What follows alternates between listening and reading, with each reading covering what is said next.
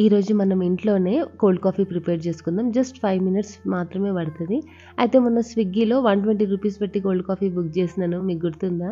So, అప్పుడు అది ఒక 1 గ్లాస్ గూడా రాలేదు. అండ్ బాబుకి కూడా బాగా నచ్చింది. మళ్ళీ మళ్ళీ అడుగుతున్నాడు కోల్డ్ కాఫీ అని. మళ్ళీ 120 రూపీస్ పెట్టి ఒక హాఫ్ గ్లాస్ వరకి తెప్పించేయడం ఎందుకు అనేసి, సో, ఇంట్లోనే అయితే ప్రిపేర్ చేస్తాను. సింపుల్ జస్ట్ 5 మినిట్స్‌లోనే అయిపోయింది. ఒక మిక్సీ జార్‌లో 2 ½ స్పూన్స్ కాఫీ పౌడర్ తీసుకున్నాను.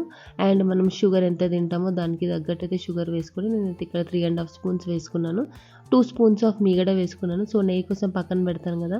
నా దగ్గర ఇప్పుడు ప్రస్తుతానికి అదే అవైలబుల్ ఉంటే, సో, అది వేసేసి పాలు పోసేసి ఒక 2 టైమ్స్ అయితే మిక్సీ జార్‌లో తిప్పేసినాను.